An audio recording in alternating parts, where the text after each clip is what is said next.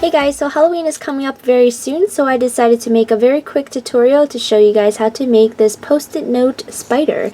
So it requires 2 post-it notes or 2 square sheets of paper. The ones that I'm using here are 3 inches by 3 inches. You'll also need a pair of scissors to cut each one of these into 1:2 ratio, or cut each one of these in half, in other words, and also a stapler and a thread if you want to hang your spider from a string like this. Okay, so let's get started with the tutorial. The first thing you're going to do is you're going to fold your post-it note or your square sheet of paper in half lengthwise like this.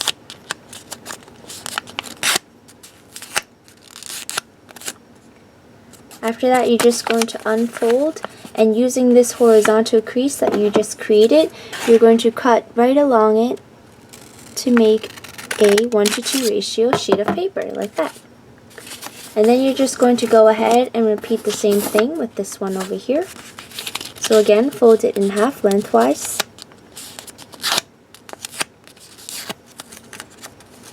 Open it up and cut right along that fold. Alright, after that you'll be left with 4 strips of paper that is a 1:2 ratio. You're going to take one of them, so I'm going to put these aside for a second. And what you want to do is you want to fold it in half lengthwise like this. Then you're going to unfold. And using this horizontal crease that you just made, you're going to take this bottom right hand corner and fold diagonally so that this side over here aligns with the horizontal crease. So it should look something like this.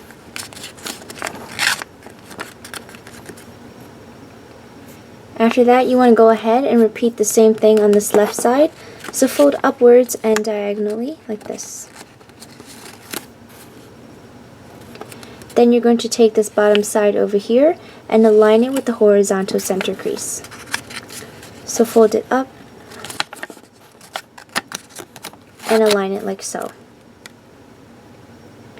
After that, you just want to rotate your unit like this and repeat the same thing on the other side. So you're going to fold upwards on the lower right hand corner diagonally to the horizontal center crease like this. Repeat the same thing on the left side.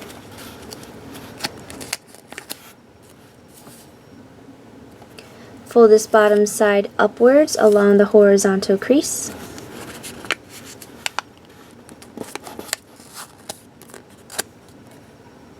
And then finally, fold the entire thing in half like this. Okay? After that, you're going to fold this in half this way. Open it up.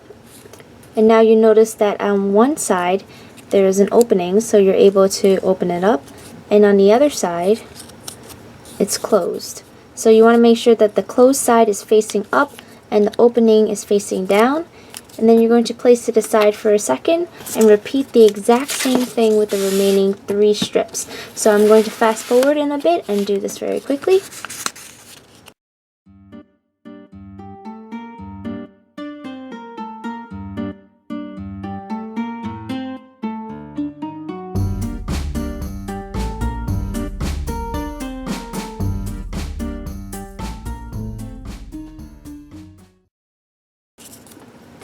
Now that you have all 4 strips completed, you're going to take one and stack them right on top of the other.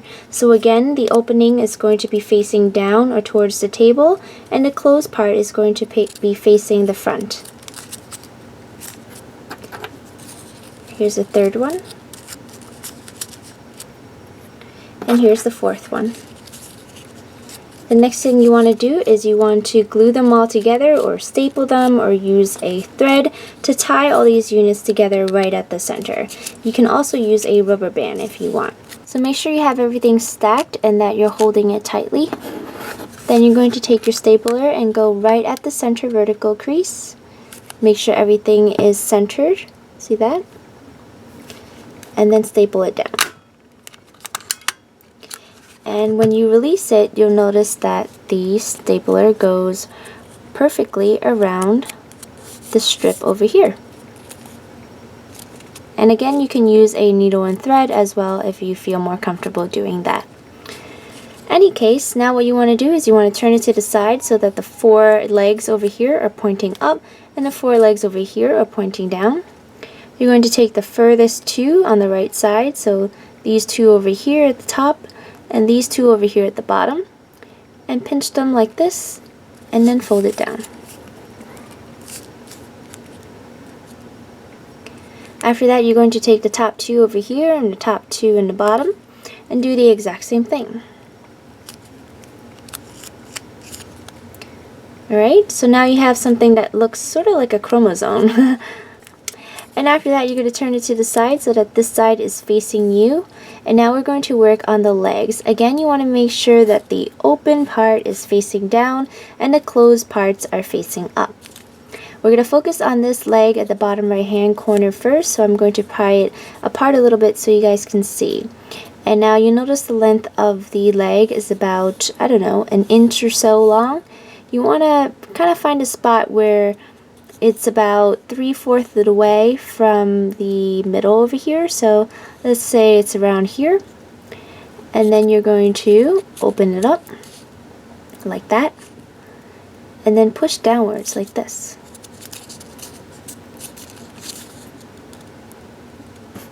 See that?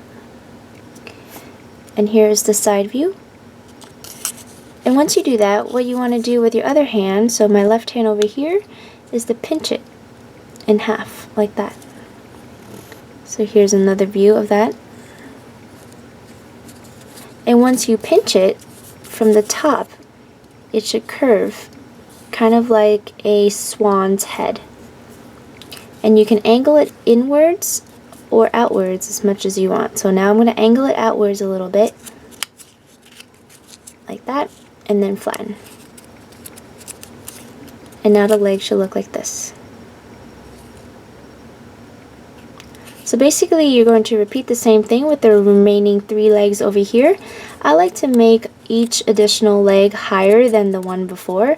So over here, I'm going to pinch right about this area over here, push it down like this, and then fold it like that.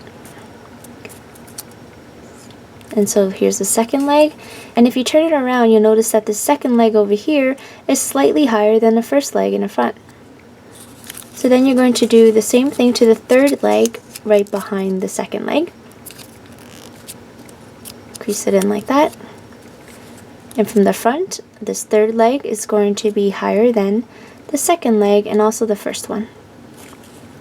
And finally, you're going to work on this fourth one over here. So again, you're going to push down like that and flatten. And so now from the right side, you should have a cascading legs over here. So it looks like that.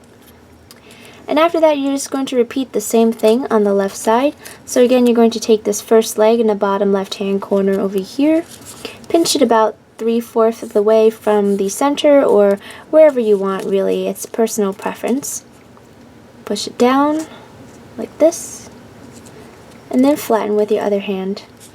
And of course, when you do the left side, you want to make sure that it's somewhat similar to the one on the right side. Otherwise, you're going to have a lopsided spider. But you know, if you want a lopsided spider, you can have a lopsided spider. It doesn't really matter. It's all really in fun. So now you're going to take your second leg over here, push it down like this, flatten it, and do the exact same thing. See how it's forming nicely. Then you're going to go ahead and repeat the same thing with this one in the back. So again, push it down like this and flatten.